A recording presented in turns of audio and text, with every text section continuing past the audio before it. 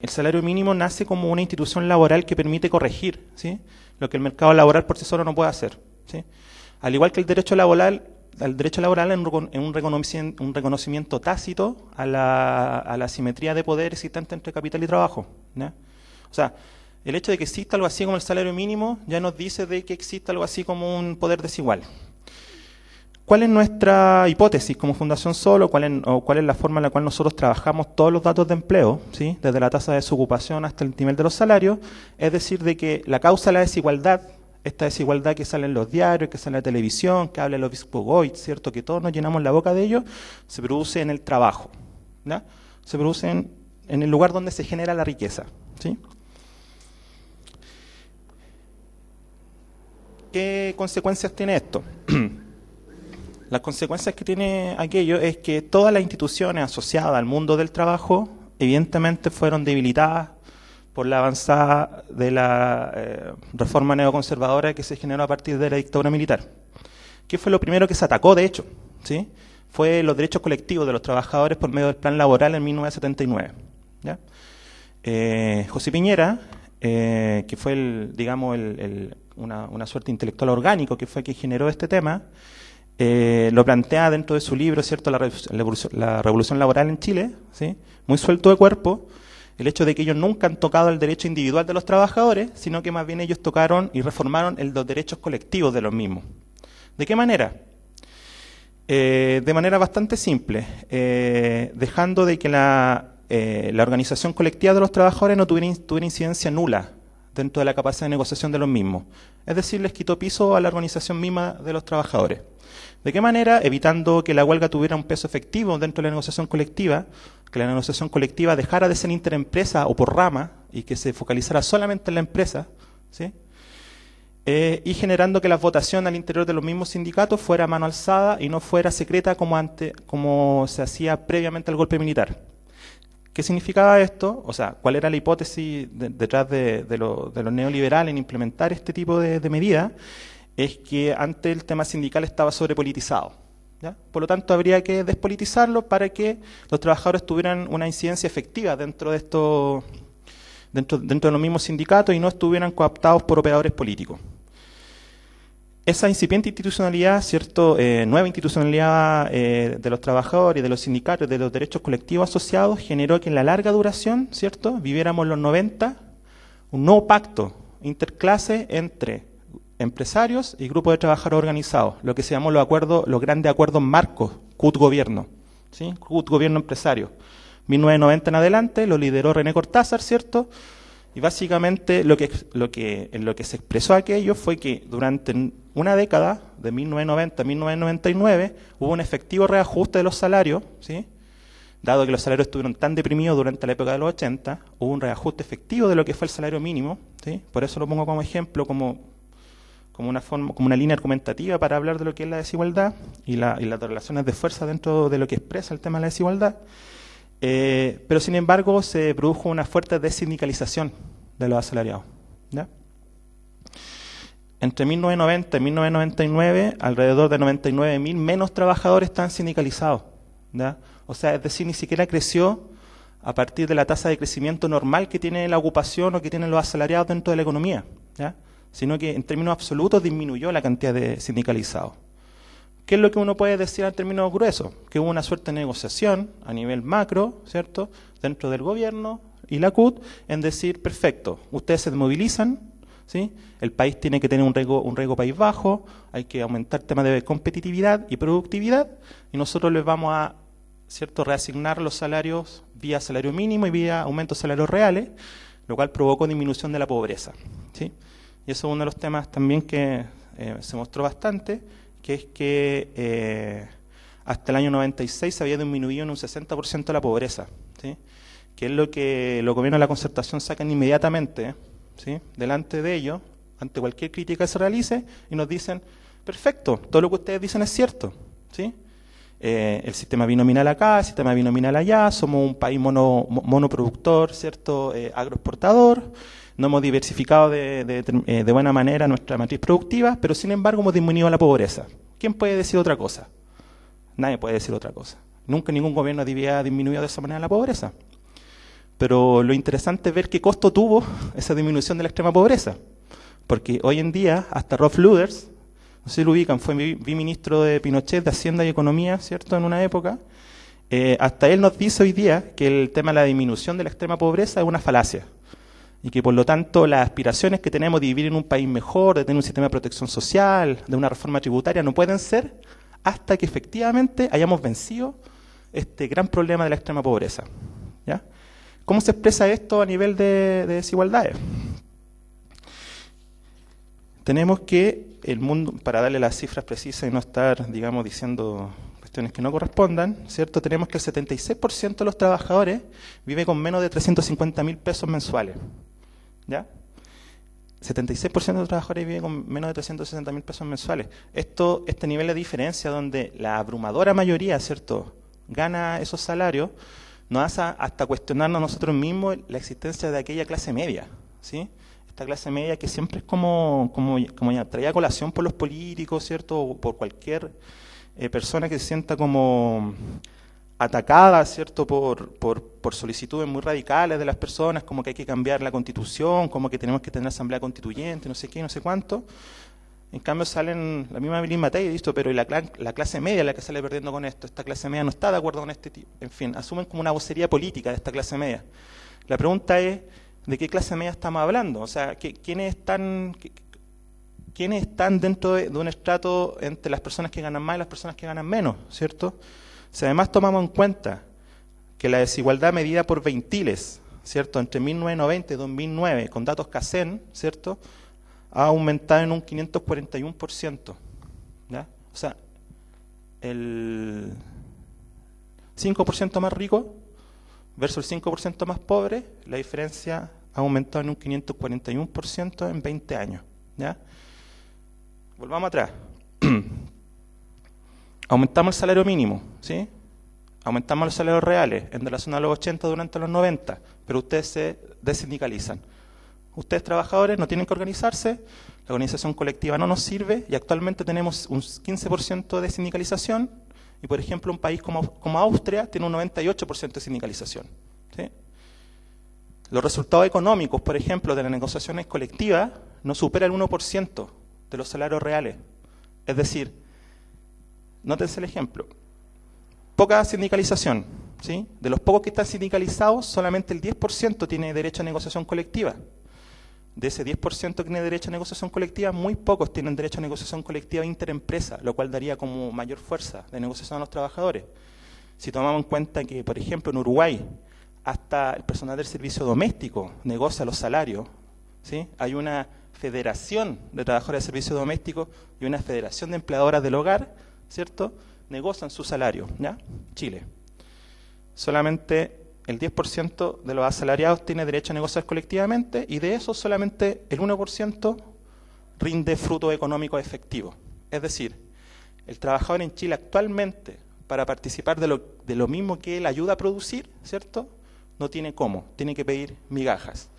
¿Cómo se llaman las migajas? Institucionalmente hablando, se llaman salario mínimo. ¿Ya? Es un poco lo que quería como acotar. Si bien la misma institución del salario mínimo, eso que implica que nosotros no podemos negociar colectivamente nuestros salarios, producto de nuestra baja negociación colectiva, producto de que nuestro derecho a huelga, plan laboral de 1979, no se hace efectivo, ¿cierto?, dado que nos pueden reemplazar durante la huelga, ¿sí? Y la baja o los bajos niveles de sindicalización en Chile nos dan un panorama en el cual la clase trabajadora no tiene posibilidades efectivas de negociar en el lugar de trabajo lo que ella produce. No estamos hablando de mesianismo católico, ni tampoco de una suerte como de altivez moral de la clase política. Estamos hablando de que efectivamente ni siquiera se cumple la ortodoxia neoliberal o neoclásica, que es que los salarios aumentan según productividad marginal de lo que se produce. No es así. ¿Ya? En los últimos 20 años la productividad ha aumentado en un 90%, ¿ya? Y los salarios en un 20%. ¿Qué significa eso? Significa que hay un 70%, ¿sí?, que técnicamente, para no llamarle de otra manera, técnicamente se llama excedente productivo no remunerado, que corresponde al 70% de lo que produce un trabajador en Chile no es remunerado, ¿sí? Solamente un 20%. de todo lo que se ha producido en los últimos 20 años. Por lo tanto, hablar de desigualdad actualmente en Chile no significa solamente hacer transferencias desde el Estado a los hogares que no alcanza el salario mínimo para sobrevivir. Tiene que ver, por un lado, con una matriz productiva, ¿sí?, que nos permita tener empleos productivos, que nos permita tener una negociación colectiva fuerte, porque la negociación colectiva fuerte por sí misma tampoco es el tema, sino que es simplemente que el trabajador tenga poder de negociación dentro de la empresa para participar de los productos que él mismo produce. En términos más grandes, esto implica participar de la riqueza que se está produciendo, ¿sí?, que no se apropien de esta generación de riqueza, porque esta riqueza no se genera por emprendimiento abstracto, se genera porque hay personas que están produciendo en un lugar de trabajo determinado, ya sea un bien o un servicio, ¿sí? Es eso lo que en Chile está disminuido, ¿sí?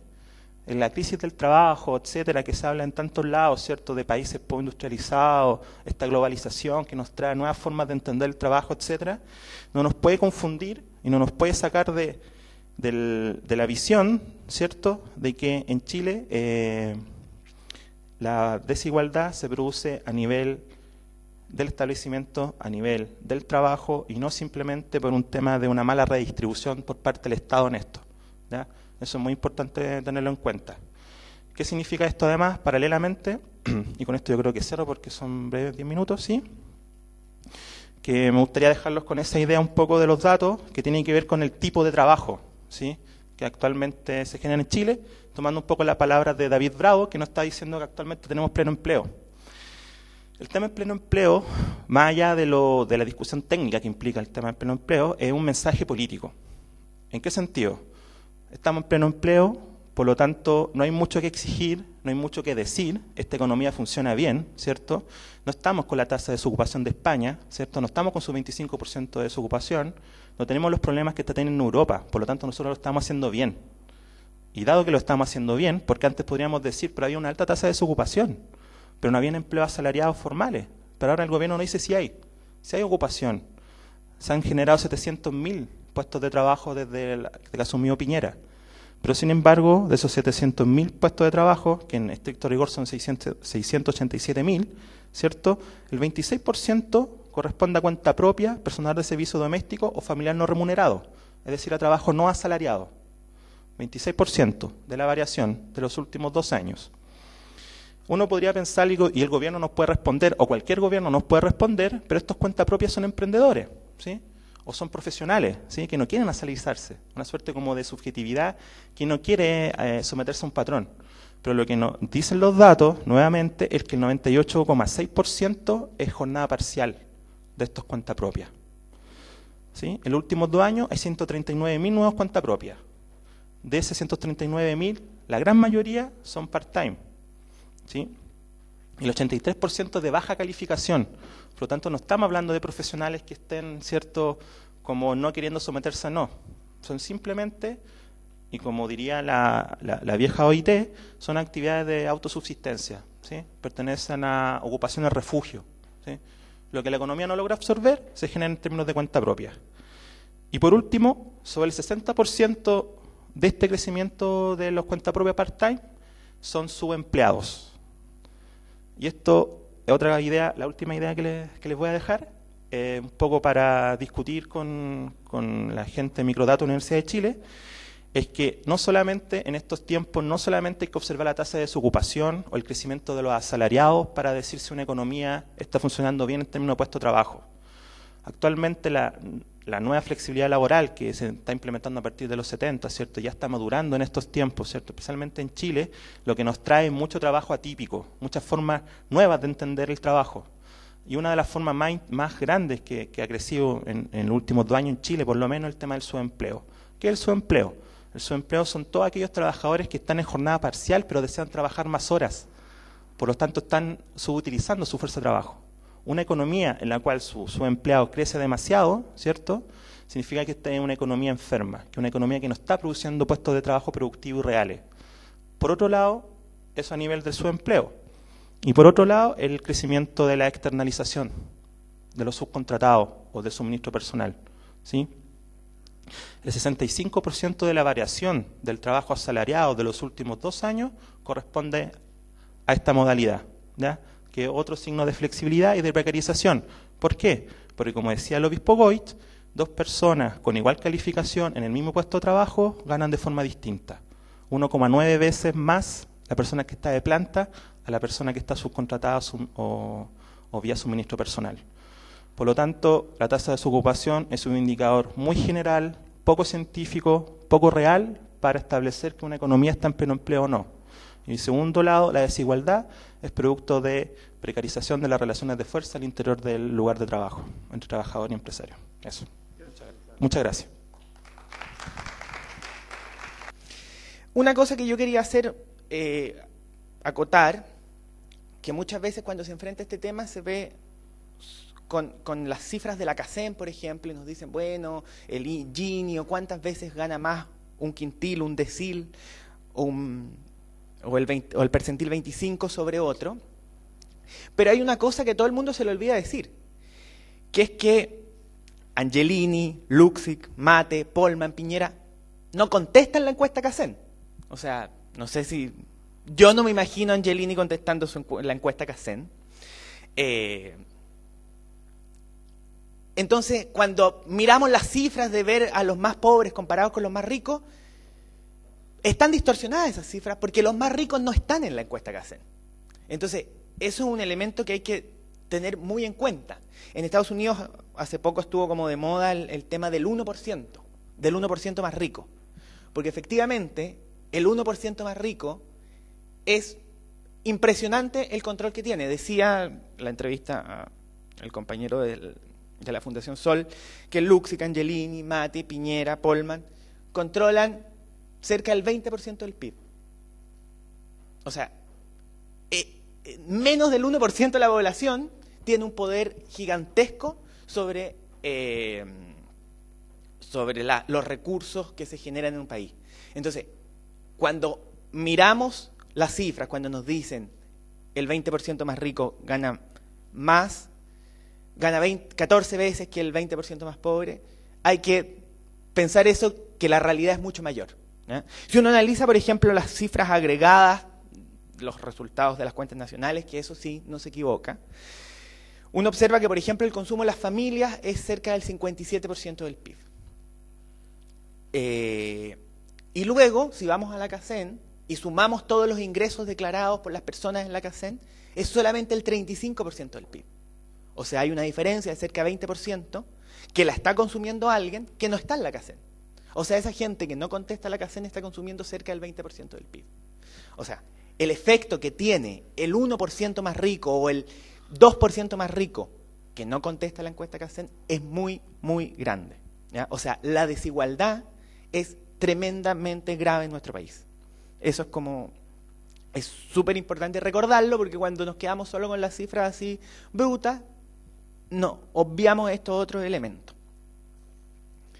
Luego, un elemento que es fundamental de pensar cuando hablamos de desigualdad es que efectivamente el tema de la desigualdad es propio del sistema capitalista.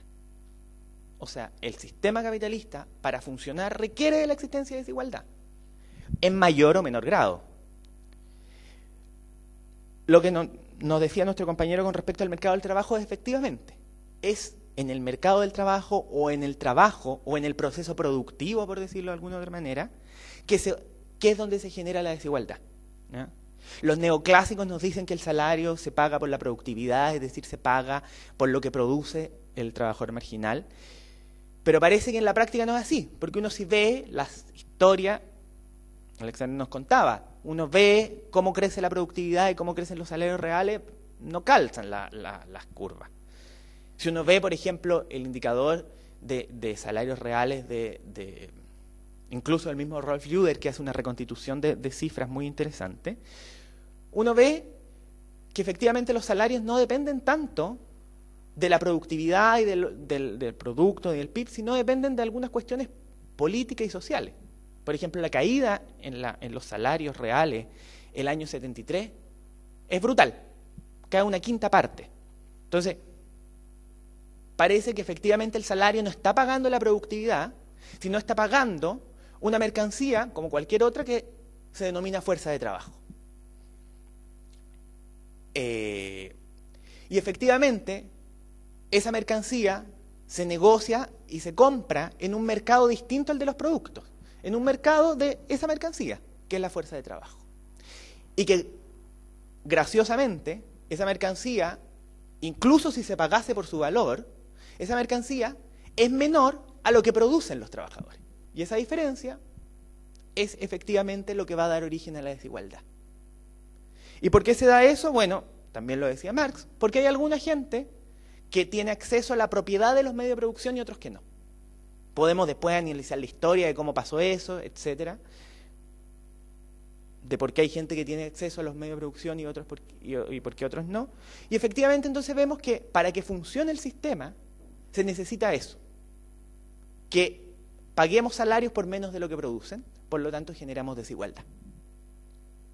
Por eso, por ejemplo, es muy importante el tema que se discutía aquí mismo la sesión pasada, cuando se hablaba de Fast Impact. La experiencia de los compañeros de Danone es un poco contrarrestar eso. No mantengamos la propiedad de los medios de producción. Y además no solo tiene que ver con la propiedad de los medios de producción, no es solamente un tema de propiedad, sino también tiene que ver con el control y la participación en los procesos y en las decisiones del proceso productivo. Hoy día quienes no poseen medio de producción tampoco poseen opción de decidir cómo se produce, y menos qué se produce. Cosa que, por ejemplo, revierten los compañeros en la experiencia de Danone, que ya conversaron la vez pasada. Entonces, es relevante entender que cualquier punto donde estemos, el sistema capitalista requiere de desigualdad. Claro, pero hay un punto, hay diferentes grados de desigualdad.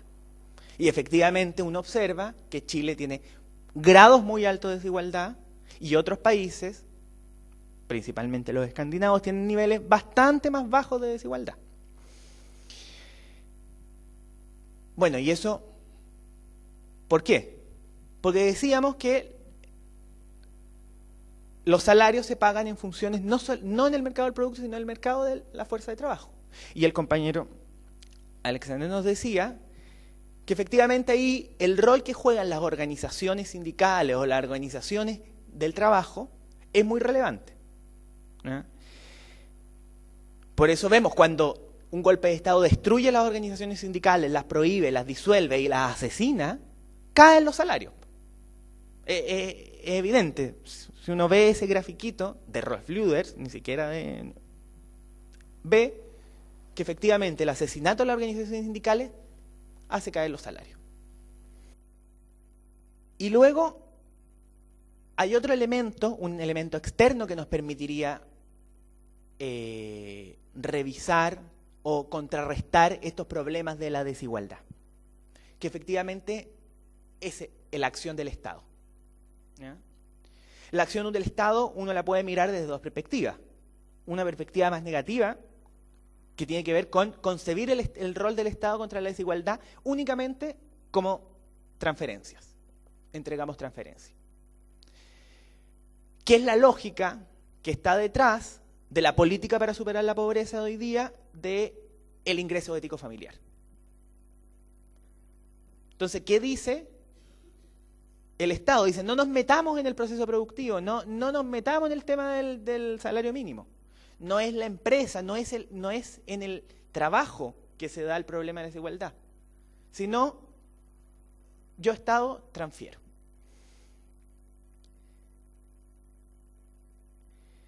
Pero, a mi juicio, un elemento fundamental que nos puede servir para cambiar el tema de la desigualdad es el sistema tributario, ¿ya? Que hoy día está súper de moda. Entonces, es fundamental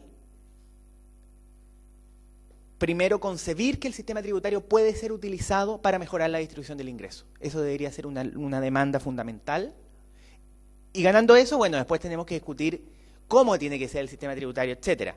Y en ese sentido, hay dos elementos. Uno, efectivamente, gravar a las empresas, porque ahí es donde veíamos que se produce la desigualdad, no solo a las personas. Y entender que hoy día en Chile, por ejemplo, los que pagan impuestos a las rentas son muy pocos. el compañero decía que el 70% gana menos de 350.000 pesos y el 80% gana menos de 500.000 pesos y no paga impuestos. Entonces, la clase media no existe, pero tampoco le estamos grabando a los más ricos, porque no le grabamos las empresas y tenemos millones de incentivos y ilusiones, etcétera. Entonces, en resumen, para terminar, veo que ya estamos en los tiempos, 3 mensajes. 1, las cifras, cuando analizamos el tema de la desigualdad, están distorsionadas porque los ricos no contestan las encuestas, ninguna, ni siquiera la encuesta financiera Hogares que pretende lograr eso. Entonces, todas las cifras de desigualdad son peores que las que nos muestran. Segundo, el problema de desigualdad es inherente al sistema capitalista y se produce en el proceso de trabajo, en la generación de valor, porque se paga una mercancía que es la fuerza de trabajo y no el trabajo de las personas. Y tercero, mecanismos para mejorar la desigualdad, aunque siempre va a existir, la organización sindical, la asociación de los trabajadores y cosas externas, el sistema tributario que debe ser utilizado para mejorar la distribución del ingreso. Gracias. Muchas gracias. ¿Por allá? Hola, bueno, me llamo Andrés. Es como más bien un comentario. Quisiera partir diciendo que comparto gran parte del diagnóstico que hicieron los compañeros acá adelante, fundamentalmente en el sentido de que la desigualdad nace desde que el control de los medios de producción, de lo que podría llamarse las clases explotadoras por sobre las clases explotadas. Comparto plenamente ese diagnóstico, creo que es la génesis de la desigualdad. Sin embargo, me gustaría hacer un comentario un poco, ya que se habló principalmente Pablo, se habló sobre la reforma tributaria como un paso grande en términos de vencer esta desigualdad. Considerando que si pensamos que la desigualdad parte o nace en su génesis por el control de los medios de producción de las clases explotadas, una reforma tributaria en el fondo lo que hace es agarrar esta plusvalía, ¿cierto? Esta fuerza de trabajo que controla la clase explotadora en su mayoría con las cifras que nos mostraban, y entregarle un porcentaje mayor o menor de ella al Estado, que la administre y la devuelva a la gente. En primer lugar, me parece que eso no cambia las relaciones de producción. Es decir, la clase explotadora sigue controlando la fuerza de trabajo de la clase explotada, solo que le quitan otra migaja. Es como la misma lógica del sueldo mínimo, pero para el otro lado.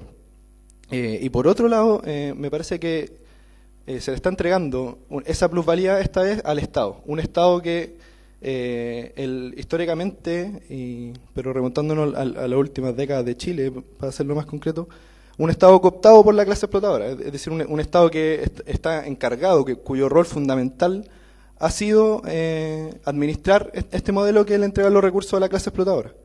Y por otro lado, como un segundo rol bien importante de este mismo Estado, es el control, es la represión y el control de todo aquello que se sale de esta normalidad. En el fondo, un Estado que se encarga de perpetuar esta desigualdad. Entonces, me choca un poco. Yo sí estoy de acuerdo, por supuesto que apoyo una reforma tributaria, etcétera, y la encuentro súper necesaria, pero ya que estamos haciendo un análisis como más de fondo, creo que hablar de una reforma tributaria como salida a la desigualdad, creo que no responde al diagnóstico que se hizo. Gracias.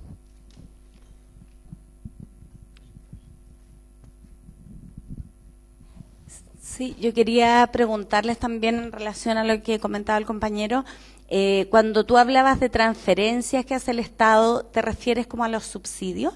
Porque si lo pudieras explicar un poquito más, porque también esa es una forma tremendamente adormecedora hacia la clase, incluso trabajadora, hacia los más conscientes, y está muy relacionado también con el nivel de endeudamiento. Entonces, si lo pudieras explicar un poquito, porque en realidad son bien contradictorios ambos elementos.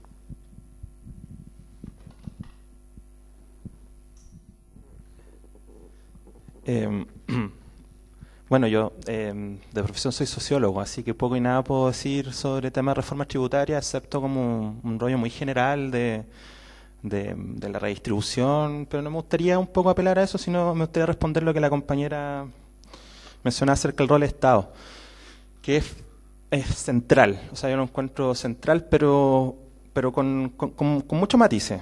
¿Por qué? Porque lo primero, y creo que hay que hacer una suerte de tenemos que como que autoviolentarnos un poco, ¿sí? ¿En qué sentido? En resignificar el Estado a partir de las transformaciones producidas en los últimos 40 años, ¿ya? No es como volver al antiguo Estado o volver a la educación pública ¿sí? No se trata, o sea, no puede tratarse de eso, ¿sí? Porque estaríamos viéndonos como un poco reaccionario en relación a cómo los tiempos están cambiando y hacia dónde nosotros deberíamos estar apelando un poco, ¿sí? Entonces, decir, antes del golpe del 73 las cosas estaban muy bien y por lo tanto tenemos que volver al rol que tenía el Estado en ese minuto, a mí me parece actualmente un error, ¿sí? Lo cual nos conlleva inmediatamente a entender históricamente qué significa, cuál era el rol del Estado previo a la reforma, como quieran llamarla, neoliberales, del Consenso de Washington, acumulación flexible, etcétera. Tiene varios nombres lo que está ocurriendo, la maduración actual. Y en ese sentido, hay un tema muy relevante, ¿cierto? Y ahí no concuerdo mucho con el compañero, porque el Estado, y especialmente en Latinoamérica, no ha sido necesariamente la manipulación por parte de las clases dominantes para administrar el capitalismo, por decirlo de alguna manera, ¿ya? De hecho, lo que sucede en Latinoamérica y especialmente en Chile es un hecho bastante particular, que es que Tomás Mulián le llama que se produce una intermediación inorgánica. Es decir, los gobiernos o los sistemas o los partidos políticos que han administrado el modelo, ¿cierto?, hasta el 73, quiero un poco quiero clarificar el rol del Estado hasta ese minuto, lo administró, si uno quiere, la centroizquierda, ¿ya? ¿Qué significaba en esos tiempos la centroizquierda? Significaba que los sectores medios, ¿cierto?, bajo el alero del Estado, los sectores medios públicos, profesionales, etcétera, ¿sí?, junto con los sectores populares organizados, ¿sí?, FRAP, la Unidad Popular, la misma Democracia Cristiana, ¿cierto?, el Frente Popular, ¿sí?, que nació como frente antifascista, como gobierno antioligárquico, de hecho, ¿sí?, no era la oligarquía, ¿sí?, intermediaban, ¿sí?, los sectores, la élite, las clases dominantes, económicamente dominantes, ¿cierto?, metían gente intermedia de sectores sociales distintos para que administrara el modelo, dado que generaba la legitimidad para que este modelo funcionara, ¿ya? Eso hace un poco más compleja la relación que actualmente debería tener el Estado, ¿ya?, porque nos saca un poco la idea, de hecho, de que el Estado es como la manipulación, ¿cierto?, de los sectores dominantes sobre el resto, ¿ya? Hay algo de eso, evidentemente, porque, de hecho, la gran crisis que generó el 73, ¿cierto?, o que venía generando el modelo de sustitución de importación en Latinoamérica, con este Estado de compromiso, etcétera, lo que generó efectivamente fue que el Estado ya no podía contener la lucha de clases, ¿ya? Ese es un poco el tema. ¿Por qué? Porque el Estado está administrando relaciones conflictivas en su mismo seno. O sea, tenías tú a sectores empresariales relacionados por ejemplo, con el Partido Radical. El Partido Radical siempre tuvo una pata en sectores oligárquicos, sectores hacendales, pero también tuvo una pata en sectores mineros del norte y así sucesivamente. O sea, nos caracterizamos durante gran parte del siglo XX en tener un sistema de partidos pluriclasistas, ¿ya?, con alta representación de los sectores obreros organizados, los sectores populares organizados y la clase media, que tenía cierta importancia producto de la educación, ¿cierto?, bajo el alero estatal, ¿cierto?, y un poco incluso está mezclado con los discursos que actualmente nosotros mismos sostenemos. O sea, esta clase media bajo la lógica burocrática estatal, ¿cierto?, ya es muy pequeña, ¿sí? Hace poco salió un estudio sobre cuáles eran los cuadros que efectivamente votaban por la concertación, o eran concertacionistas o militantes concertacionistas, y la gran mayoría era del Estado, eran funcionarios públicos, ¿ya? Entonces, ¿qué es lo que ocurre? ¿Cuál es la gran transformación que hace la dictadura el 73 en adelante? Que es que, por un lado, saca a los sectores populares de la capacidad de establecer alianzas, a los sectores medios los heterogeniza, los precariza a algunos, los saca a otros, se queda con algunos, ¿cierto? E ingresa una nueva clase media, ¿sí?, asociada a temas tecnocráticos que ya se venía generando en los 60. No es que nazca de repente ahí, ¿cierto? Las mismas empresas públicas generaron las condiciones de posibilidad para que luego la tecnocracia en los 80 manejara este país, ¿ya? como mismo Marx lo decía, o sea, todas las cosas nuevas que salen se nacen en el mismo momento de la contradicción. O sea, estamos generando nuestra propia contradicción para superar el estado de compromiso, para superar el modelo de sustitución de importaciones en los 60 gracias a la expansión del sector público, de empresas públicas. Por lo tanto, nuestra pregunta actual, sí, es cómo recuperar el Estado, pero ¿para qué? Y es recuperar el Estado, porque el Estado actualmente está tomado, ¿sí? El ejemplo del CAE, del crédito universitario, es total, ¿sí? Es total. El Estado gastaba más plata en recompensar a los bancos que en lo que costaría educación pública gratuita, ¿sí? Esa lógica, ¿sí? Esa lógica de cuáles son los sectores dinámicos, ¿sí? Y que los mismos sectores dinámicos son los que deciden quiénes son los sectores dinámicos en Chile, ¿sí? En este caso los empresarios. Entonces dicen, nosotros somos los sectores dinámicos y además nosotros vamos a gobernar, ¿sí? En términos de un sistema partido, en la crisis actual, ¿sí? No están los sectores medio organizados, no están los sectores populares organizados, no están arriba para contener la acumulación. Lo que hizo la dictadura fue sacar todos los cortapisas para la acumulación. Mi pregunta, y yo no la tengo resuelta, y comparto el rol la pregunta de la compañera sobre el rol del Estado actualmente es, ¿qué podemos hacer actualmente con las fuerzas sociales que existen? O sea, apelar al Estado actualmente es apelar a un ente abstracto, no es apelar a grupos sociales concretos como lo fue en el pasado. Cuando tú apelabas en el Estado al pasado, apelabas a la CUT, apelabas a la NEF, apelaba incluso a la Confederación Minera, en fin, apelaba a una serie de grupos sociales muy concretos, que actualmente no apelas a nadie. Cuando tú apelas al Estado, a lo más apela a la NEF. Y la NEF actualmente no es un grupo social dinámico, no es alguien que está apostando por los cambios, es alguien que quiere controlar los cambios, que quieren detener los cambios. Entonces, yo sé que puede ser un poco disruptivo un poco el tema, ¿sí? Porque el Estado, especialmente para la izquierda, siempre nos ha sido como sacrosanto, como que no nos toquen porque ha sido nuestra posibilidad de salvación en relación al capital, eso se entiende. Pero actualmente las condiciones, las relaciones de fuerza están tan trastornadas que quizá por una obligación sistémica estemos obligados a buscar por otro rumbo el tema y no necesariamente Papito Estado. Aunque Papito Estado siempre tiene una significación histórica esencial dentro de la correlación de fuerza de cualquier tipo de organización. Pero lo que quería dejar en claro, uno, en Latinoamérica, especialmente en Chile, el Estado no siempre ha sido dominado por los sectores dominantes, sino que ha tenido una intermediación inorgánica por otros sectores organizados que generó el mismo estado de compromiso durante casi 100 años. Y por otro lado, la ruptura, que quizá aún no entendemos bien, ¿sí? En términos de la nueva configuración del Estado, nos obliga a organizarnos y buscar otro tipo de formas de entender la lucha. Eso es como mi aporte. Gracias. Mi pregunta es, y entendiendo que el trabajador sí tiene que tener un rol, ¿cuál en concreto sería el rol de ese trabajador para avanzar, entendiendo que no van a venir las soluciones desde la institucionalidad, desde los partidos, desde el reformismo, no van a venir soluciones concretas? Entonces, me gustaría más o menos si pueden aportar elementos que entendiendo igual que este foro es de desigualdad, ¿cachai? Pero el trabajador siempre, por el tema de que el trabajador es el que genera valor, es un tema central. Si pueden más o menos entregar un poco de información o su visión respecto del rol concreto del trabajador para avanzar a eso.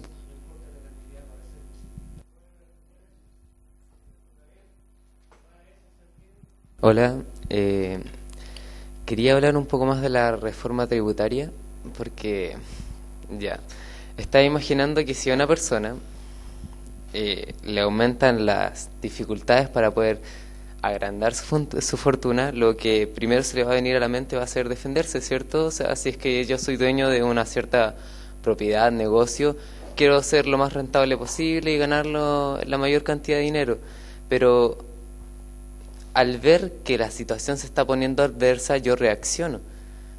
Pongamos el caso de esas 5 familias que son dueñas del 20% del Producto Interno Bruto, que se le aumente la reforma tributaria y que tengan un margen menor de utilidad. Ellas van a utilizar todos los hilos que tienen sobre el país para hacer ver de que esa reforma trae resultados negativos, nefastos, puesto de que tienen el poder. La idea es más o menos imaginarse cómo quitar o disminuir, aminorar progresivamente el poder de estas familias o de este porcentaje reducido que posee mucho caudal de dinero en Chile, para que a la hora de reformar o instaurar nuevas medidas no jalen de los hilos y implosionen todo. Simplemente no logro concebir cómo una reforma podría evitar de que estas familias poderosas tomen decisiones rápidas. Porque si yo tengo muchos trabajadores, obviamente los voy a hacer sentir mal, o bien dependiendo de las condiciones contextuales presentes. No sé si alguien tiene una idea como para quitar este poder progresivamente, disimuladamente, para que estas familias no reaccionen. Y con respecto a las organizaciones sindicales, esa toma de poder, esa reconquista hacia nuestro pasado, que añoramos de cierta manera volver a esas discusiones, me gustaría saber cómo se hace la articulación con este nuevo sentido en la sociedad con respecto a las organizaciones informales que surgen a raíz de necesidades o problemáticas específicas en situaciones conflictivas que ellos están viviendo en la cotidianidad. ¿Qué pasa con la articulación de ese sindicato que nosotros queremos que vuelva con estos trabajadores subcontratados, a raíz con estas otras organizaciones que se generan en barrios? Tenemos el caso de las huertas, estas organizaciones culturales que también tienen un sentido político-cultural, que están desenmarcándose de lo institucional, porque hay un cierto desencanto y hay unas nuevas propuestas desde la política. ¿Cómo se hace política? Entonces me gustaría saber qué opinión tienen al respecto, sobre articular esta forma de trabajo del sindical con estas nuevas organizaciones que son espontáneas, pero que no dejan de ser menor porque muestran un desencanto de lo social que se ha ido construyendo históricamente. Ya, seamos fríos. Chile está en venta. Está en venta, y si yo subo mi salario mínimo, las empresas multinacionales, las empresas internacionales que vienen a invertir en este país, no van a invertir en este país, van a buscar otro donde hayan menores costos. Por ejemplo, quizá una actividad como el ensamblaje de los autos la puedo hacer en Argentina como la puedo hacer en México, pero me sale más barato en México, ¿cierto? Entonces, si Chile está en venta y estamos en pos de las necesidades de las naciones centrales, como le llama Feleto y Cardoso en su libro, ¿cómo podemos cambiar el chip del Estado? A eso yo me refería. ¿Cómo los convencí de no poner a mi país en venta? Esa es estamos hablando más allá de neoliberalismo, porque el neoliberalismo en verdad es una teoría utópica, no se aplica en Chile en su 100%. A raíz de decisiones se toma un 70% de Friedman, debe ser, y un 30% de Keynes, y ahí se toman las decisiones. No somos un 100% neoliberalistas. ¿Ok? El tema es eso, Chile está en venta. ¿Cómo podríamos solucionar? Podemos sindicalizar, no podemos hablar, podemos negociar, pero de ahí a que ellos cambien sus necesidades y dejen de invertir en nosotros es mucho más el riesgo para ellos. ¿Cómo cambia eso? Bueno, hay tres preguntas que creo que están íntimamente relacionadas, ¿ya? Tiene que ir uno con el rol de los trabajadores, ¿cierto?, para transformar o para incidir, ¿cierto?, en el actual sistema histórico. Hay un cuestionamiento acerca de cómo, entre comillas, podríamos decir que pasamos colados por la élite sin que la élite se dé cuenta, ¿cierto?, y hagamos ciertas transformaciones para que ellos como que no... Y por otro lado está el tema de cómo relacionamos organizaciones asociadas a temas productivos, como son los trabajadores, y a organizaciones sociales, como pueden ser organizaciones poblacionales o más espontáneas, o organizaciones informales del trabajo, etcétera, ¿sí? Y algo que me gustó mucho, el tema de Chile está en venta. ¿Cómo los convence? ¿Sí? Ya. Son tremendas preguntas en verdad, pero quisiera como relacionarlas con un concepto, ¿ya? O sea, lo que le queda a uno, finalmente, dado que no es dirigente político o dirigente sindical, que son los que podrían dar como las directrices, ¿cierto?, de decir vamos para allá, vamos para acá, ¿sí?, el sentido. Yo no represento a nadie excepto a mí mismo y a mi familia, entonces es un poco irresponsable que yo plantee alguna salida. Pero lo que sí puedo hacer es generar un marco analítico que nos permita entender un poco este cuento. Y me gustaría tirar el tema de la hegemonía, ¿ya? Lo que relaciona, ¿cierto?, al trabajador, al dirigente social, ¿cierto?, lo que relaciona al académico, lo que relaciona al académico con Sodexo, ¿cierto?, y lo que nos relaciona con la élite tiene que ver con el tema de la hegemonía, ¿ya? Hay que intentar pensar, yo sé que en Chile es complejo, pero hay que intentar pensar de que quien está en el poder, ¿cierto?, ya sea élite económica o sea algún partido político en especial, algún gobierno en específico, requiere de la hegemonía.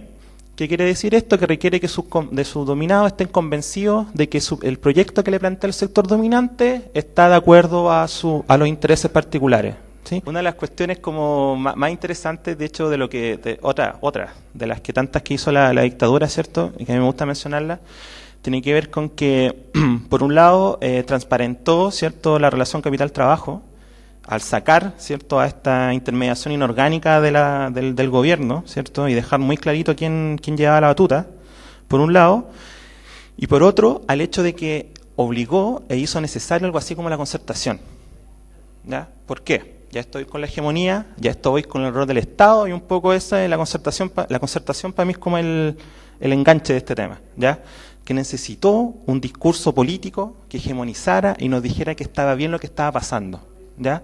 Nosotros en los 80, ¿sí?, y nosotros en términos de memoria histórica, obviamente yo era chico, qué sé yo, no tengo mucha conciencia de la época, pero como continuidad histórica podemos decir que las luchas sociales que se vivieron en esa época dan cuenta un poco de lo que puede hacer, por ejemplo, una organización poblacional, informal, con una organización sindical de trabajadores. Si bien ambos tienen conflictos totalmente distintos, ¿cierto? El conflicto poblacional, si uno quiere, está en la dicotomía rico-pobre, versus el conflicto sindical, que está en la dicotomía empresario-trabajador o capital-trabajo, ¿ya? Pero sin embargo, ambos, en ese minuto histórico, y por eso no puedo abstraerlo de eso, ¿ya? Y el rol del Estado tampoco se puede abstraer de por sí, tampoco en una teoría del Estado, sino que tiene que ver con cómo se fue dando específicamente y concretamente la dominación, y es que si bien nosotros podemos seguir hablando de que hay dos derechas en el poder, etcétera, los dos partidos que efectivamente representan y efectivamente son parte de la élite económica son dos solamente, ¿sí? La UDI y RN. Como dice Mulián, y lo dice en el 2000 y algo, o sea, tampoco es como uno diga, lo dijo en los 60, los 80, son los dos partidos burgueses, digamos, como tal. Lo que ocurrió fue que los partidos subalternos, ¿sí?, como puede ser la democracia cristiana, aunque la democracia cristiana uno puede plantear que hay facciones que pueden pertenecer o no al otro lado, o lo que sucedió con el Partido Socialista o con el mismo Partido Comunista de cierta manera, ¿cierto?, es que trataron de acoplarse políticamente, discursivamente, ideológicamente, hegemónicamente, ¿cierto?, al discurso triunfante de la élite económica producto de las reformas de los 80, ¿ya? En ese sentido, no hay que, o sea, por un lado, el rol de los trabajadores evidentemente guarda relación con una expansión cuantitativa muy relevante y que no solamente obedezca a la clasificación tradicional de trabajador, sino que se expanda a las formas típicas de trabajo actuales. Yo sé que existen sindicatos de retail que trabajan, que están inscritas personas part-time, por ejemplo, ¿ya? Eso es muy interesante, ¿sí? ¿Por qué? Porque una de las cuestiones que se ve en el análisis del trabajo, el análisis del empleo en general, es que la proliferación, ¿cierto?, de ocupaciones atípicas, ¿sí?, flexibles, peak time, part-time, contratos, sin contratos, distintos tipos de contratos, distintas duración de contratos, el mismo hecho de la polifuncionalidad de las ocupaciones, ¿cierto? Anteriormente uno tenía una pura función, una pura labor en el trabajo. Actualmente los contratos todos tienen el 80% explícitamente dice que pueden cumplir varias funciones. Eso es primordial, es esencial. Determina las capacidades y las condiciones bajo las cuales alguien se organiza. Entonces, lo interesante es que existan existan sindicatos part-time, ¿cierto?, es que a partir de sus propias condiciones materiales y fácticas de existencia, ¿cierto?, los trabajadores continúan organizándose. Lo interesante de esto es que a partir de eso lo hagan, a partir de eso se democraticen los sindicatos hacia adentro, ¿cierto?, a partir de eso se establezca la crítica real a la burocracia sindical, aquella que ya no vive del sentimiento del trabajador común, trabajador emancipado, ¿cierto? Básicamente la democracia sindical al interior de los mismos sindicatos, por un lado, y por otro la expansión del trabajo, del trabajador, ¿ya? El hecho de que Chile sea una suerte de vanguardia en términos de las nuevas formas de contrato, de nuevas formas de trabajo y de este trabajador totalmente desprotegido, ¿cierto?, muy flexibilizado, nos indican que somos el laboratorio primordial para establecer nuevas formas de organización laboral muy flexibles. Ya que nos flexibilizan, flexibilicemos nuestra forma de organizarnos, ¿sí? Y de esa forma flexible, ataquemos al capital. Somos muy legalistas en este país. El sindicato de Walmart, por ejemplo, Walmart es el mayor empleador del mundo, ¿ya? El sindicato de Walmart se estableció por fuera de la ley sindical de Estados Unidos, porque la ley sindical de Estados Unidos no permitía que Walmart, ¿cierto?, que el sindicato de Walmart se implementara. El mismo Walmart siempre ha tenido prácticas sindicales famosas en el mundo por eso, pero sin embargo, por el lado, ¿sí? Por el lado. Y con una estructura sindical, ¿cierto?, igual que un sindicato legal, pero sin la legalidad, sin la necesidad de que la ley me diga, tú eres trabajador sindicalizable. Entonces, en ese mismo sentido, es que la condición de trabajador no está dada por el contrato de trabajo. Eso. En vista del tiempo, 2 frases nomás. Uno, si uno mira las empresas que hoy día están en Chile, por ejemplo, las mineras, Escondida, BHP, que es de Escondida, Barrick, etcétera, Río Tinto, muchas son, por ejemplo, canadienses. Bueno, algunas son canadienses, pero las otras son australianas. Y en Australia la tasa de impuesto a la minería es del 30%. Entonces, la sobretasa. Entonces, y acá 5%. O sea, y no han salido huyendo de Australia porque son australianas y todavía explotan, etcétera. O sea, tampoco hay que... O sea, hay margen, ¿ya? Eso. Depende de la correlación de fuerzas, etcétera, de la organización, etcétera, pero hay margen. Y con respecto a lo otro, una sola frase. Efectivamente tenemos que observar de que hay formas atípicas, formas nuevas de trabajo, etcétera. Entonces uno de los desafíos actuales tiene que ver con cómo reentendemos eso. Pero no significa, y lo que tenemos que ser muy conscientes, es no caer en lo que algunos teóricos hoy día hablan del fin del trabajo. El fin del trabajo no existe, sigue existiendo trabajo. Entonces, en ese sentido, hay que recuperar algunas cosas, hay que reestudiar el cooperativismo, la coordinación, etcétera, pero el trabajo no se ha acabado como concepto, ¿ya? Entonces, en ese sentido, quizás una de las principales tareas del mundo sindical es recuperar y recomponer una subjetividad clásica.